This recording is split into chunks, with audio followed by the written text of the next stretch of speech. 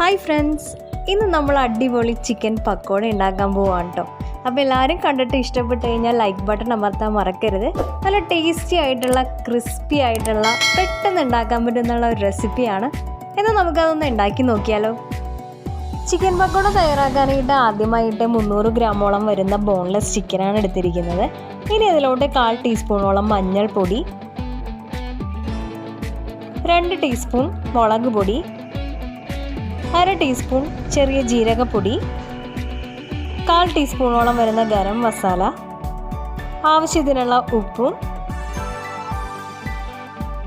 2 പച്ചമുളക് പൊടിയായിട്ട് അരിഞ്ഞത്, 1 ടീസ്പൂണോളം ജിഞ്ചർ ഗാർലിക് പേസ്റ്റും, പിന്നെ 1 ടേബിൾ സ്പൂൺ ലെമൺ ജ്യൂസും, 1 ടേബിൾ സ്പൂൺ ഓയിലും, 1 ടീസ്പൂൺ കസൂരി മേത്തി. നമ്മളിത് വറുത്ത് പൊടിച്ചതാണ് ചേർക്കുന്നത്. അതിനൊരു പ്രത്യേക ഒരു ഫ്ലേവറാണ്. ഇനി ഇതിന് പകരമായിട്ട് നമുക്ക് കറിവേപ്പിലയോ മല്ലിയിലയോ പൊടിയായിട്ട് അരിഞ്ഞ് ചേർക്കാവുന്നതാണ്. 2 ടേബിൾ സ്പൂണോളം വരുന്ന കടലപ്പൊടിയും 2 ടേബിൾ സ്പൂൺ കോൺഫ്ലവറും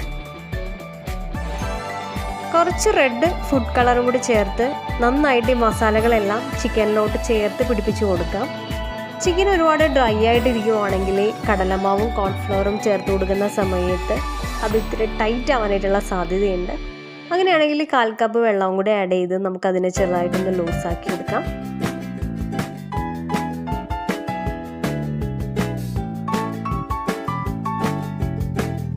അങ്ങനെ ചിക്കൻ പക്കോടക്കായിട്ടുള്ള ചിക്കൻ മസാലയെല്ലാം പെരട്ടി റെഡി ആയിട്ട് ഇരിക്കുവാണ്. ഇതിന് 1 മണിക്കൂറെങ്കിലും നമ്മൾ മിനിമം മാരിനേറ്റ് ചെയ്യാൻ വെക്കുവാണെങ്കിൽ നല്ല ക്രിസ്പി ആയിട്ടുള്ള എന്നാൽ ഉള്ളിൽ നല്ല ജ്യൂസി ആയിട്ടുള്ള ചിക്കൻ പക്കോട നമുക്ക് കിട്ടും.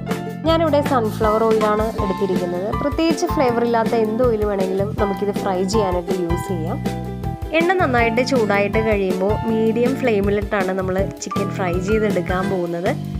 3-4 മിനിറ്റ് കൊണ്ട് തന്നെ നമ്മുടെ ക്രിസ്പി ആയിട്ടുള്ള ഉള്ളിൽ നല്ല ജ്യൂസി ആയിട്ടുള്ള പക്കോട റെഡി ആയിട്ട് കിട്ടും.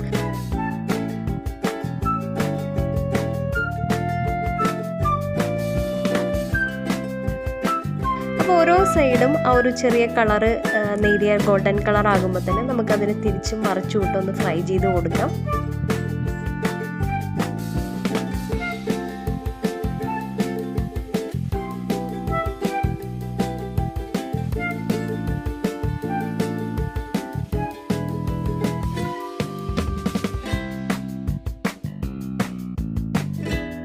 ബാക്കിയുള്ള ചിക്കനും നേരത്തെ ചെയ്തതുപോലെ തന്നെ എണ്ണ നന്നായിട്ട് ചൂടായിട്ട് കഴിയുമ്പോൾ മീഡിയം ഫ്ലെയിമിലിട്ട് 3-4 മിനിറ്റ് ഫ്രൈ ചെയ്ത് മാറ്റാം.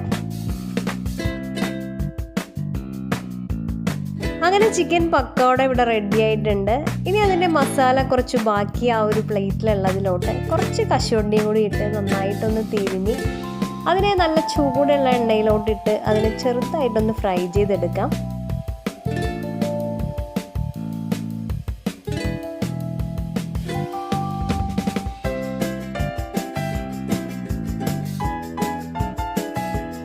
അങ്ങനെ മസാലയോടുകൂടി വറുത്തെടുത്ത കശുവണ്ടിയും കുറച്ച് കറിവേപ്പിലയും വെച്ച് ചിക്കൻ പക്കോടയും നന്നായിട്ടൊന്ന് ഗാർണിഷ് ചെയ്തെടുക്കുവാണ്.